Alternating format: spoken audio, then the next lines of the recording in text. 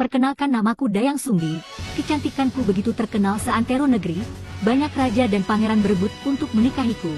Bahkan sampai terjadi peperangan antar kerajaan. Aku adalah seorang putri yang benar-benar. Sebagian besar waktuku aku habiskan untuk membuat kain tenun yang indah. Suatu ketika saat menenun, gulungan benang milikku jatuh hingga keluar istana. Karena seorang bangsawan, aku dilarang untuk meninggalkan istana dengan berjalan kaki. Merasa putus asa untuk mengambil benangnya, aku pun mengucap sebuah sumpah. Siapapun yang menemukan gulungan benangku, jika dia perempuan, akan kujadikan saudara, dan jika laki-laki, maka aku akan menikahinya.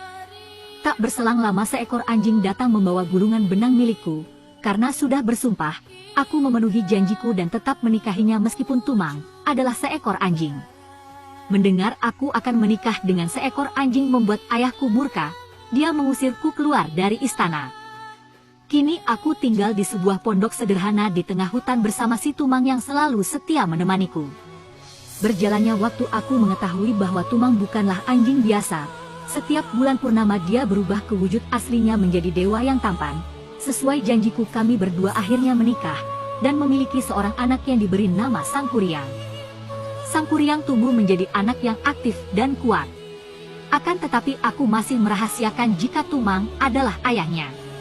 Hingga suatu ketika Sangkuriang diminta olehku untuk berburu mencarikan hati rusa. Sangkuriang pun pergi ditemani Tumang. Ketika berburu, Sangkuriang kesulitan menemukan hewan buruan. Namun tiba-tiba dia melihat seekor babi hutan. Akhirnya dia memutuskan untuk memburu babi hutan tersebut. Dia mengejar dan mencoba memanahnya, akan tetapi dihentikan oleh Tumang, yang menyadari bahwa babi hutan itu sebenarnya adalah nenek dari Sangkuriang, yaitu Celeng Wayungang. Kesal dengan tingkah Tumang yang membuatnya gagal mendapatkan buruan, Sangkuriang memanah Tumang hingga tewas. Merasa tidak bisa pulang dengan tangan hampa, Sangkuriang pun memotong Tumang dan mengambil hati dari anjing peliharaannya tersebut. Setibanya di rumah, aku senang karena mendapatkan hati rusa yang aku idam-idamkan. Aku pun langsung memasak hati pemberian anakku tanpa mengetahui hal yang sebenarnya terjadi.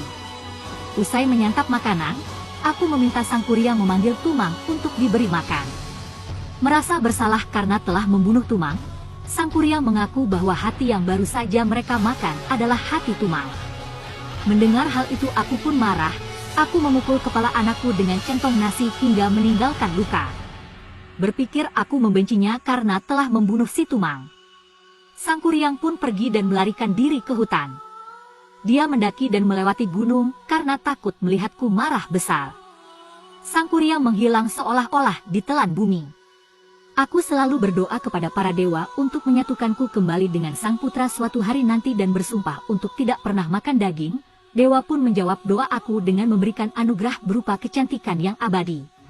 Singkat cerita, aku dipertemukan kembali bersama Sangkuriang yang sudah tumbuh dewasa. Sangkuriang terpesona melihat kecantikanku dan berniat untuk menikahiku. Aku terkejut karena tak sengaja melihat ada bekas luka di kepala Sangkuriang. Aku sadar kalau luka tersebut adalah milik putraku yang hilang beberapa tahun lalu. Aku seketika menolak mentah-mentah ajakan pernikahannya, tetapi Sangkuriang membantah. Sangkuriang bersikukuh untuk menikahiku. Sebagai upaya mengandaskan niat Sangkuriang, aku memberi tantangan bagi Sangkuriang yang harus dipenuhi sebelum menikahiku. Tantangan tersebut adalah membendung sungai Citarum agar menjadi telaga, serta membuat perahu yang besar dalam waktu 1 malam. Sangkuriang tak ragu untuk memenuhi tantangan itu, dengan bantuan makhluk halus. Pohon demi pohon, cabang demi cabang, hingga ranting demi ranting mulai membentuk Gunung Burangrang dan Bukit Tunggul. Perahu pun sudah hampir jadi, dan air sungai Citarum siap dialirkan agar terbentuk sebuah telaga. Melihat keberhasilan Sangkuriang, aku memutar akal agar anakku gagal memenuhi tantangan. Aku membentangkan kain putih yang bercahaya, memukulkan alu ke lesung, hingga membuat ayam jantan berkokok. Para makhluk halus yang membantu Sangkuriang pun pergi ketakutan lantaran mengira fajar telah tiba. Sangkuriang murka atas kegagalannya. Ia melempar sumbatan sungai Citarum sehingga menjadi Gunung Manglayang, dan menelungkupkan perahu besar yang dibuatnya yang kini menjadi Gunung Tangkuban Perahu. Curiga dicurangi olehku, kemarahan Sangkuriang semakin besar dan mencari aku. Namun Sang Hyang membantu aku menjelma menjadi bunga jaksi di bukit perasinganku yang kini menjadi Gunung Putri.